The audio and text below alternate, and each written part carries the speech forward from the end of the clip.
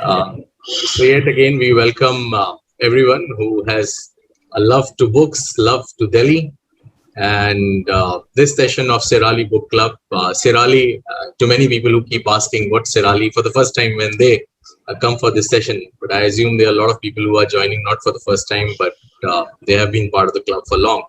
Serali, as it says, and it also represents the host of the session. It's secular, it is rational, it is liberal.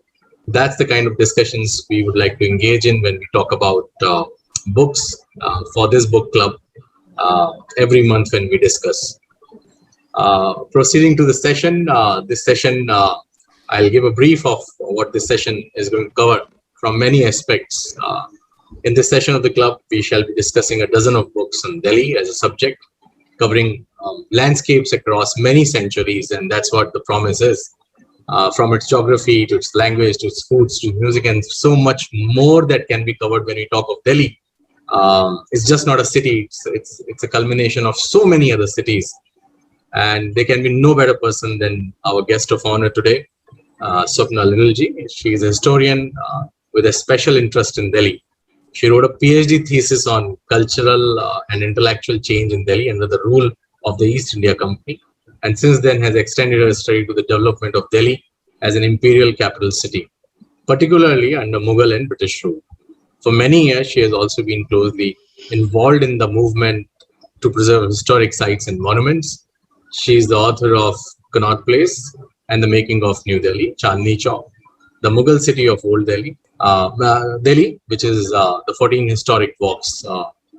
Welcome, Swapnaji. We welcome you to this lovely Sangathan, this group that we have formed around books and various kind of discussions that can happen in the Serali as a book club.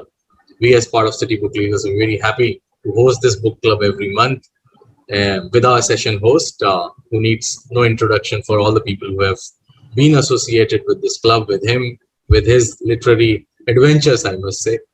Parthasarthi Sen Sharma is an administrative services officer and an author. Apart from his 3 books, he has written multiple articles, mainly travel pieces.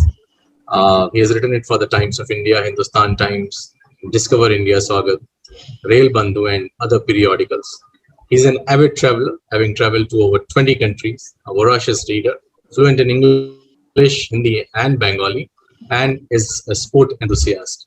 So you can understand one of our club sessions going to be on cricket, and if you have recommendations that you would like to send on discussions and books around cricket, we would encourage you to send it to us. You can use the chat box to send it today or through email to us later. His 3 books, Lucknow Diaries, Every Mile a Memory, and Love Side by Side, have been appreciated and liked by thousands of readers. His book on Andaman Nicobar is going to be published soon, and we are waiting for that book to come. Without even going there, I'm going to sure we will have a treat to watch and to read his book and to listen from him. We will proceed with our session. But thank you for kind words, and welcome friends and participants into this, I think, 7th episode of Serali, our book club. This episode is dedicated to books and narrations on Delhi, and we decided to invite Swapnaji. It is a matter of great pleasure for me to invite her personally. It would have been greater pleasure if we had met face to face. Swapna has been a student of history, focusing especially on Delhi. Her PhD thesis was on 19th century Delhi, if I'm not wrong. And then she took her connection with Delhi to a level of passion, and she got involved with conservation and preservation of monuments of Delhi. She was associated with INTAC and India Habitat Center. But most of all, she has given us 3 delightful books that we will come to in our conversation. Welcome, Swapnaji. Welcome to this episode of Serali, and thank you for consented to join us on this episode. Thank you so much. As we know, the purpose of this book club has been to discuss about and ideate about books on a particular topic. We have spoken on Awadh, we have spoken on books on food, we have spoken on books on Bollywood, books written by civil servants, and this is the theme today we are talking about books which are somehow related to Delhi. Now, Delhi is an exceptional capital city of the world, and so much has been written about Delhi in all these years to come, that it is difficult for us to choose one book. Now, but we will start with Swapna's her own book, the book on Chandni Chowk. I understand that in the last few years, at least, a lot of books have been written on Shahjahanabad and the old city that is called Old Delhi, which is actually not Old Delhi in many ways, because it is actually old only if you compare it to New Delhi. But the Swapna's books on Chandni Chowk, which is written Chandni Chowk, but it's actually about the entire old walled city. The delightful thing is that it has a lot of intellectual nuggets, well researched, but it is also very readable for a common person like me. So I really, it was a great pleasure for me to read through these books, and I came to know many things about Old Delhi, which as a student I had passed, but I had never known that this was this. I didn't know Bhagirath Palace connection with Begum Samru, for example. So my first question to Swapna ji is, what really prompted you to go to this area of Delhi and research on Delhi? And number two, please tell us some very interesting nugget about the Chandni Chowk and the Old Delhi that the viewers may find interesting. I have been interested in Delhi for a long time. I started exploring the city, of course, as a student when I was doing my undergraduate course and my post-graduation. I used to go for walks in Delhi. And then about 20 years ago, I started doing led walks for the Habitat Center first and then later for Intact. And, in the process, I started researching the city. And, for every walk you have to prepare, you read the history, you sort out your routes, etc. But the way, and of course, after a while, my interest grew to an academic level. I was already a history student. And when it came to choosing a topic for my PhD thesis, I decided on Delhi. And I decided on this period of transition. 19th century is something that has interested me generally also. So I decided to take that. So these two tracks were simultaneously going on. My interest in the buildings and built heritage of Delhi, as well as the academic interest in the historical past of Delhi. And in Chandni Chowk, really these two things come together. Because really the kind of research that I did here, my aim was, a lot of people, even during the walk, when many of the walks that I do are in Old Delhi, and during the walk in Shahjahanabad, people always say, suggest one book where all of this is there. And I would say that it's very difficult to pick one book which will give reliably all the history of this place in a short form, without going into a lot of academic detail.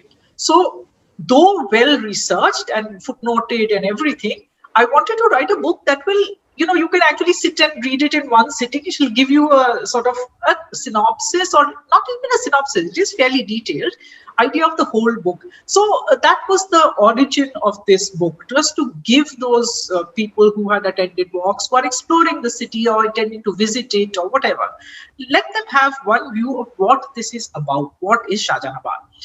As far as nuggets of information, there are so many things that came up when I was researching this.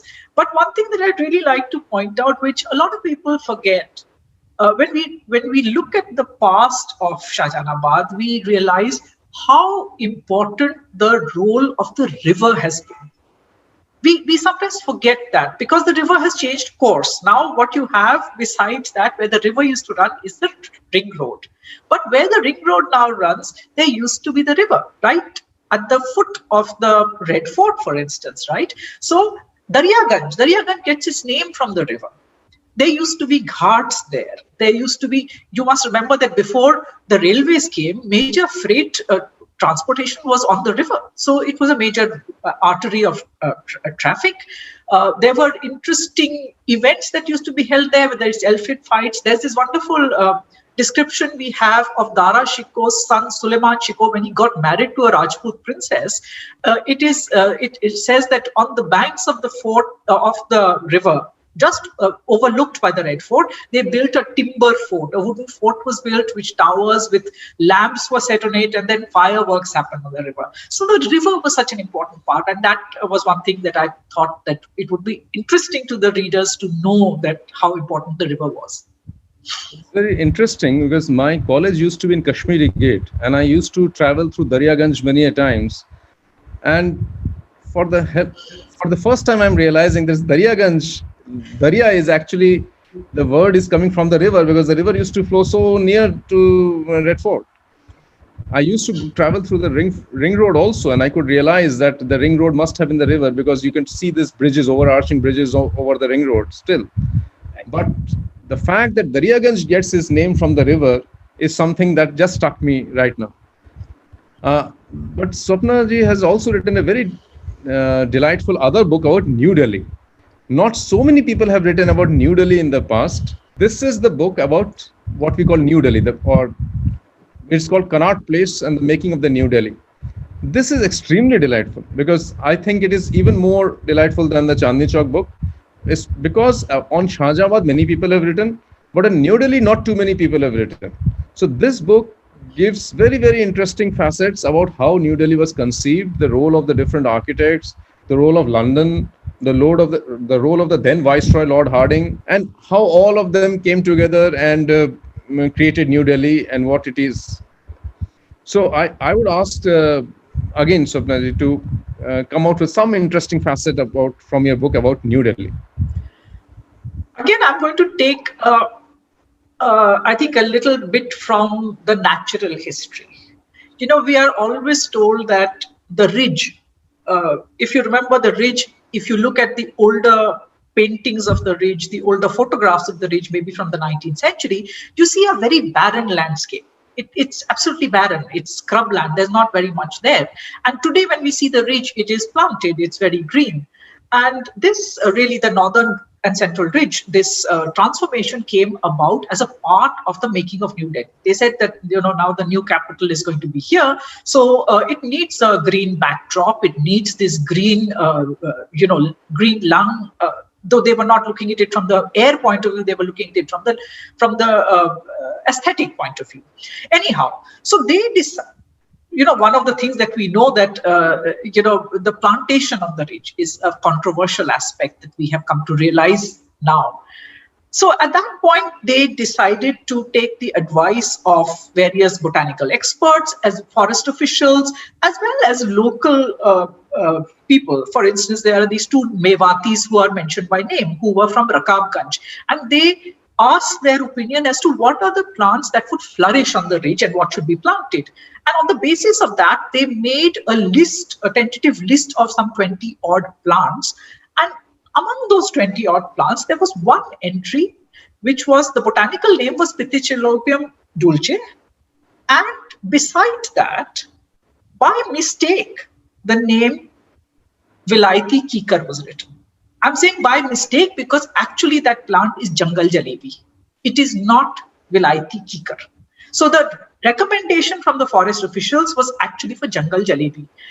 But when it came to, now I'm making a guess here, and that's what historians do. They use the available evidence to make it educated guesses, that when it came to the plantation aspect, somebody handed that list over, and without looking at the botanical name, they looked at this and said, Vilayati Kikar, put Prosopis juliflora, which is the Vilayati Kikar, which is an invasive species. It's an exotic species. It comes from South America. And we all know what the Vilayati Kikar has done. It has pushed off a lot of other plants. It is invasive. It's a weed. It's a pest. And now it's a struggle for us to try and eliminate that from the range. So I thought that it was very funny that it probably actually all arose out of a mistake. Yeah, but I for my favorite piece of historical guess from this book is about when you say how Pandara Road has been named Pandara Road. So Swapna's theory, and I think backed with some documentation, is also that Pandara Road was actually Pandava Road. And it was a typographical or a clerical error which made the Pandava Road into Pandara Road. And it makes sense because where the Pandara Road is very close to Purana Killa, the area that could have been thought as a Pandava Road or Pandava Nagar. So that is how, and also this book tells us how things that we take for granted, that the location of New Delhi on the south of Shahjahabad was not so much as a thing that was for granted. There was a lot of discussion about whether the New Delhi should be constructed on the north of Shahjahabad, where the convocations took place, for example, coronations took place, or in the south of Shahjahabad, and what should be the access of the central vista, whether it should be from Raisina Hill to what it is today, or originally probably it was thought from Raisina Hill to the old Delhi, to the walled city. So these are very, very interesting things about New Delhi, which after having lived in New Delhi for so many years in my student life, I had no idea about. So this was very, very interesting to me. Her first book was 14 Historical Walks in Delhi. This is the book that I'm actually currently reading. Delhi 14 Historic Walks. And the nice part about this is that not only has she chosen the walks which are historic, but these are walks that ordinary people can do. I and you can tomorrow go and do this walk. So, and it covers the entire facet of Delhi from the days of Kila Rai Pithora to Qutub Minar complex, and then Tughlaqabad, coming up to Central Vista. So I would definitely recommend this book for anybody who is interested in history of Delhi. Swapna ji, my question is, out of all these 14 walks, in today's Delhi, because this book was written 10 years ago, which is your favorite walk and why? I always feel, and a lot of students, architecture students, etc., come to me and say, where should we go? And I always say, start with Qutub Minar complex.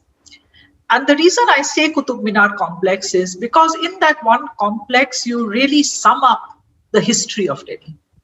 A lot of the historical part of Delhi, right from the Mehrauli iron pillar, which dates from the Gupta era, right through the early Sultanate, to Mughal era buildings, to even colonial era buildings like the very fascinating pyramids which are outside that complex. So really, if I had to pick one, and it's not easy to pick one, it's like asking you to say which is your favorite child. But yeah, I would say I would pick that. Incidentally, I must say that this book is due for another edition, which is hopefully going to come out sometime soon. The publishers are working on it. The problem is that Delhi changes so frequently that some of the things do get outdated when you talk about positions on the ground. But Qutub Minar, of course, has not changed in that sense, so it's pretty much the same. As we go along, Swapna has written this delightful book about Delhi 14 walks. But she also has recommended to me a book that should be discussed about Delhi Darshan by Giles Tillotson. Now, I never profess to read a book which I have not read myself. So I will not speak about this book. I have not read this book. I will ask Sapna why she recommends this book so highly among so many books that are written on Delhi. First of all, I must confess that together, when we came to discussing what books would be taken up for this session, I must say that, it's very, very difficult to choose. And my choice has been quite random. I'm not ranking any books, nothing, but this is just one book that came out recently, which I read and I quite enjoyed. And the reason I enjoyed it and why I would recommend it is, the author is a architectural historian. So he has not only is an interest in architecture, but he has knowledge of architecture, but but not from an architect's point of view, an architectural historian's point of view. So he mixes the founding of the cities, the architectural styles, etc., very, very well with the history of the city. So I really enjoyed this. It's again very easy to read. It takes you from the earliest parts of the Sultanates right down to much a more recent period. So I like the fact that he discusses the modern period in the architectural history of the city. He talks about our very own Steinabad, the Lodi estate area with a lot of Steins and other people's buildings. So he has this, the historian's outlook with a lot of actual knowledge of architecture. And therefore, this is a very interesting way of combining the architecture and the history of the city. So that is one of the books that I would definitely recommend for him. I'm sure many of my participants in this meeting are from Lucknow. So there are two connections between Delhi and Lucknow that I can think of. And one is definitely Safdarjung. Safdarjung was the Wazir of the late Mughal Emperor and also the Viceroy of Awadh. So that is the connection which is very obvious to all of us. But the other connection, which I want Swapna to confirm, because I'm not so very sure, was when New Delhi was being set up, the horticulturist who was in charge of planting the plants along the different roads, I think he was an Australian or somebody, and who later moved to Delhi, Lucknow. He was in charge of the planting of the lawns of the National Botanical Research Institute, which is now NBRI, and he is buried in Lucknow. Oh, I must say I did not know that. So there you go. I always learn something new. Wonderful. So that is the second connection between Delhi and Lucknow. Right. So now I will come to a book which I very highly recommend to all the participants because of the reason that I'll come to it. Now, this is City Improvable Writings on Delhi. If I have to recommend one book, I think this is it, because it is a great anthology, very beautifully curated of writings and texts on Delhi, made by many, many different writers over the years, spanning different genres and ages. So it starts from Mahabharat and it comes up to Dalrymple, but it also comes about different phases, different, like there is one text on the cuisine of Delhi, one text on the, even things like waste recycling of Delhi, which are huge areas, which is untapped, which people do not know. The entire city of Delhi runs because of this humongous industry of invisible industry of waste recycling and kabadiwalas. So if there is one book that I would recommend to my readers and my participants, is this anthology by Khushwant Singh, City Improvable. Now we turn to the fiction on Delhi. And my all-time favorite fiction on Delhi in English. So this is probably my most favorite novel on Delhi, Twilight in Delhi, written by Ahmed Ali.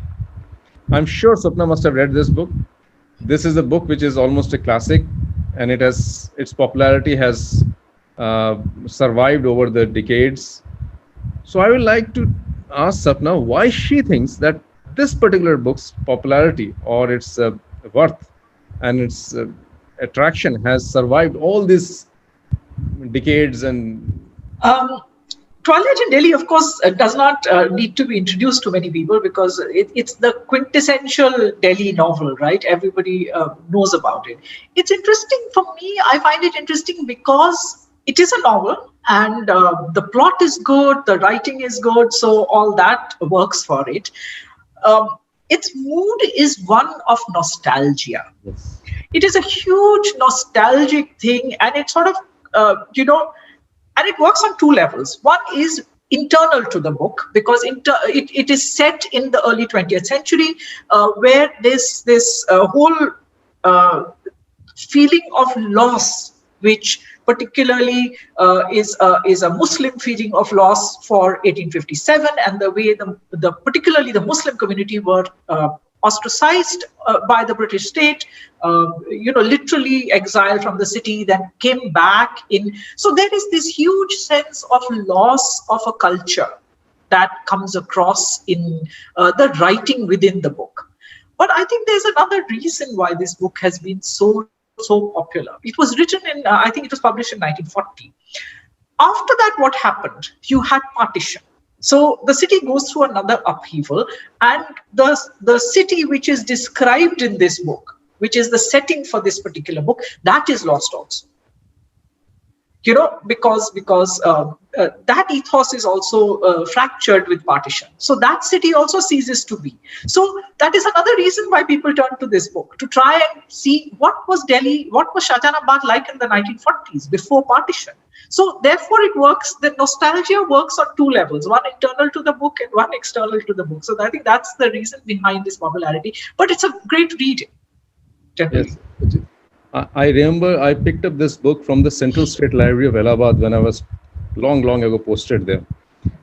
So as we go along, the second novel, and I'm again apologizing that we have been perforce, we have restricted ourselves to books written in English. Otherwise, I would have probably taken Jhuta Sach of Yashpal in this, and some book of Manto, which is written in Delhi, some short story. But we have deliberately restricted ourselves to English books this time. Inshallah, we might have another episode on books which are on other languages.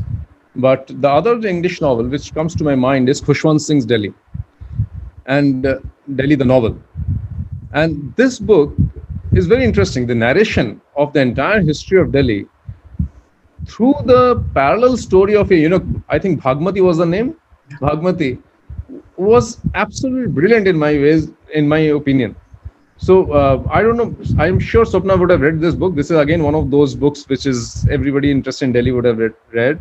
And I would like you to share your views on this book, Khushwant Singh's Delhi the novel. Khushwant Singh, of course, is a brilliant writer and storyteller. So if you look at how he weaves in the history of the city with the personal stories that he's telling of the characters is absolutely brilliant, and that has to that's the great storyteller's craft that comes across in this.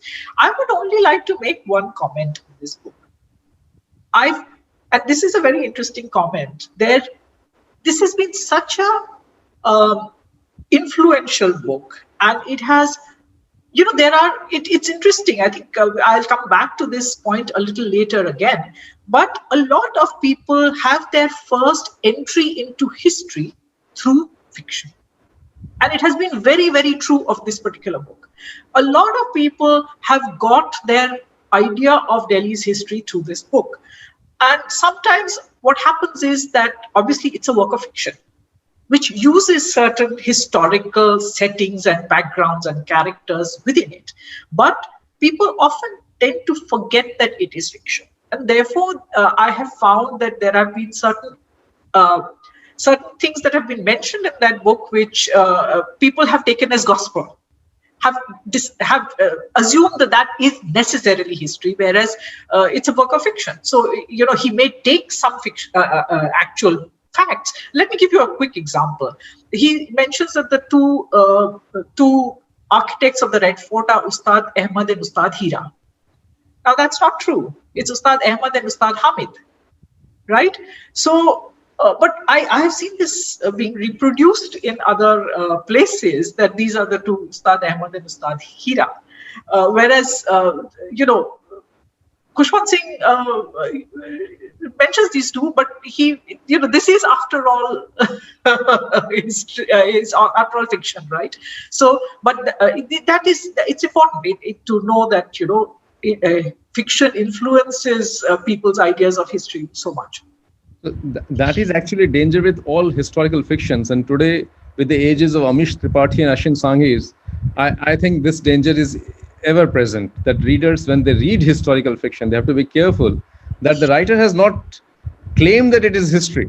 So please do not take everything written in those books just because they have glimpses of history or it is based on some bedrock of history that everything is true. So that, I think, is a very important point that you have made.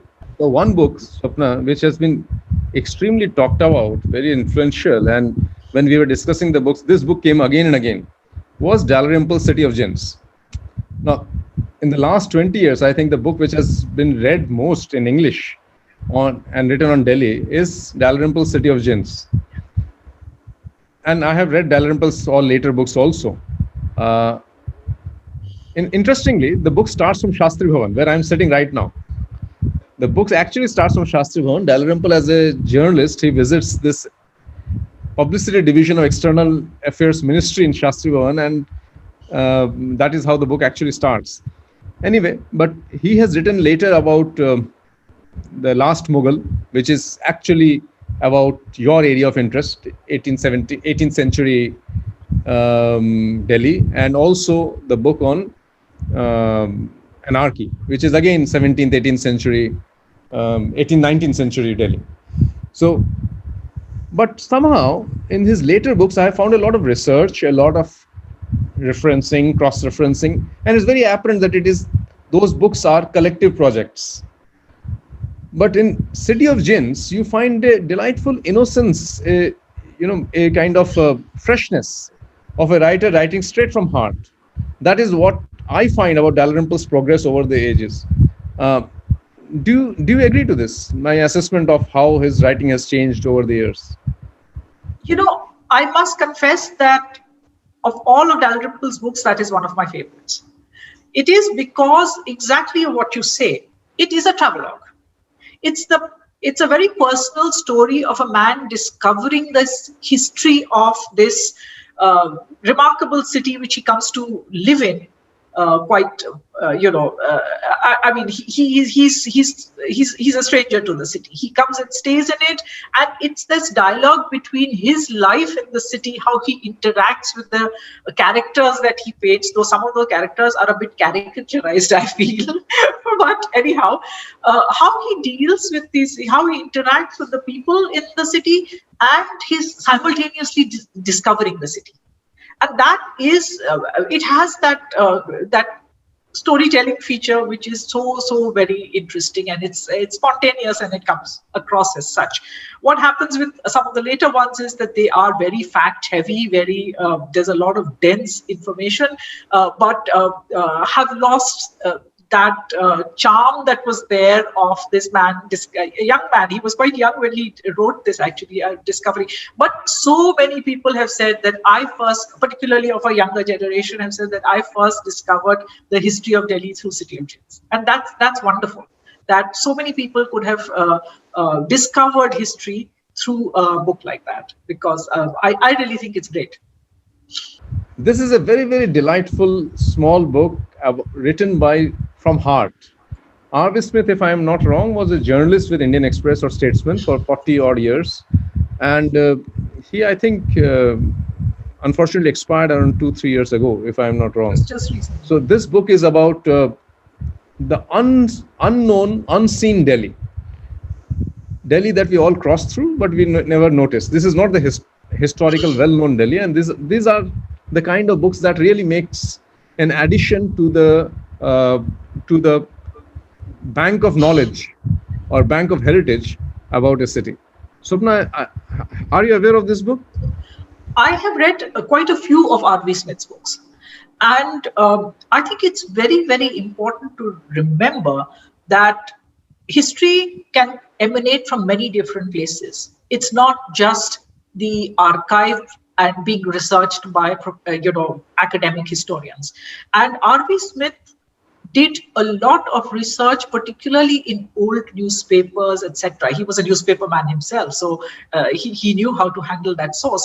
And he comes up with, and there are several of his books. If you do a search on R.V. Smith, you will find a whole plethora of his writings. He wrote a regular column on Delhi's history, and he took up these little anecdotes of the past, and he had this beautiful knack for pulling out stories from his own neighborhood, the people he knew, the community he grew up in, and telling their stories. So it makes a fabulous read.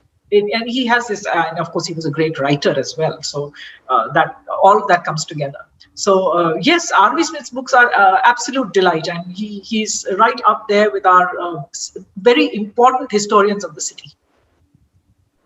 When we were compiling the list of the books to be discussed or recommended in this episode, Swapna ji had an interesting take that a lot of his books on history of Delhi is written about medieval history, from Kila Rai Pithoda onwards, and people have this tendency of nowadays, especially, asking why are we not talking about ancient Delhi?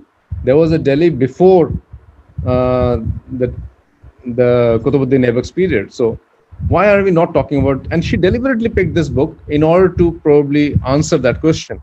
This book called Ancient Delhi by Upendra Singh. I have not read this book, but I think this is a question that will come to many people's mind, and I would ask Swapna to respond to that question as well as to this book. It's my go-to book when I have to look up anything about ancient Delhi, because Upendra Singh, of course, is a very well-known historian, and she doesn't need any introduction. But the fact that she took up this project is really lovely, because she talks about the Stone Age. And when you read this book, you realize how much of ancient Delhi that we don't know about. So she talks about the Stone Age, what are the important Stone Age sites, what has been found there, the late Harappan sites, what happens between, what is the evidence of Indraprastha, if any, the iron pillar, the Ashokan pillar, the Ashokan inscription, etc. So it's a lovely book because it gives you a lot of information about ancient Delhi, but it does so also in a way when you read it, you realize how a historian really handles facts, how she researches it, how she examines the evidence she has, how she correlates it to all the other things that she knows, and the possible interpretations, including there may be certain disagreements in the way things are interpreted. So it's not a very thick book, but it's a great read, and I think it's invaluable if you want to understand ancient Delhi without any of the hyperbole or anything else. It's a great historical reference. So I thought that this, and I must say, Mohit was the one who first tentatively said that, should we not have something on ancient Delhi? And I said, yes, exactly, we should have. And this is definitely my recommendation for people who are looking for something to read. I remember having been there when the book was launched. And I promised to myself, I was there with another colleague of mine who is actually from your college. And we decided that we must read this book. But Zindagi ki masrufiyat ne isko humko allow nahi kiya. But now you should read it. Promise to myself again, and I'll read this book. The other book that Sapna recommended was Beloved Delhi by Saif Mahmood. Now, I guess this is about Urdu literature and poetry of Delhi. And she was clear in her mind that that is a very important facet of Delhi and Delhi's history. So this is another book I have promised to myself that I'll read because I am interested about Delhi and poets both. But Swapna, I will ask you to talk about this book. I have not read this book. Beloved Delhi. So again, as we have stressed again and again, Partho and I, that this is a very, very subjective and somewhat random selection of books. My whole aim was that we should take books from various different genres or different things, books that cover different things. And I thought poetry, of course, should be taken up. And Saif's book, and of course, I also thought that it would be useful to take up books that are available readily. And one of these that has come out not that long ago is Beloved Delhi. It talks about the Urdu poets. And of course, Urdu poetry is the period that overlaps with Mughal history, particularly the 18th and 19th centuries. And that's the period that he's taken up, 18th and 19th century poets. And he takes up, what he does is that he takes some of the poetry, reproduces it in original with English translations, but he sets that within the context of a historical retelling, not only of the lives of those poets, but their times. So, when he starts with Sauda in the earlier part of the 18th century, so he tells us about the Delhi of Sauda's time, what is happening in Delhi, what leads to the production of a particular kind of poetry, what is his literary background, what is his historical background. And so in this way, he kind of goes on right up to Dagh. So the later part of the 19th century, even though Dagh, of course, himself moves away first to Rampur and then Hyderabad, etc. So it's a lovely book to learn about the evolution of Urdu poetry, but also the life of the city and its literary culture. I would like to read a little bit from one of the poems that he says, because you can't talk about Delhi and not at least say something about the poetry. So I'm not going into one of the very well-known shayars or shairs, but the early parts, Sauda. And what Saif mentions is that Urdu also has changed a lot, right? So 18th century, the kind of flavor that Urdu has at that point is very different from what we get to see later in the 19th century. So this is it. Just a couple of couplets. वे सूरते इलाही किस मुल्क बस्तियां हैं, अब देखने को जिनके आंखें तरसतियां हैं, क्यों करना मुश्तबाक शीशा सा दिल हमारा, उस शौक की निगाहें पत्थर में धसतियां हैं. Right? So बरसात का तो मौसम कब का निकल गया, पर मिज़गान यहाँ ये घटाएं अब तक बरसतियां हैं. Look at the तरसतियां, the धसतियां. These are not expressions that we today are familiar with, but like quick translation from the book itself. Those lovely faces, Lord, which country are they from? For just a glance of whom my eyes yearn like this. Why would my heart of glass not be a nest of splinters? That saucy beauty's gaze can bore a hole through stone. The season of rains passed by so long ago, and yet the clouds of our eyelashes are still pouring down. So, it's a delightful read, the poetry and the history, and it's the cultural history of that period. In one of the episodes of Serali, we spoke about Urdu literature. Satya had come, but I think it's time that we do an entire episode only on the history of Urdu literature. And that would be delightful because, as you say, Urdu has changed, the themes have changed, and the concerns have changed as the world has changed. And it will be very interesting to see how Urdu literature has changed over the years as the time has passed by.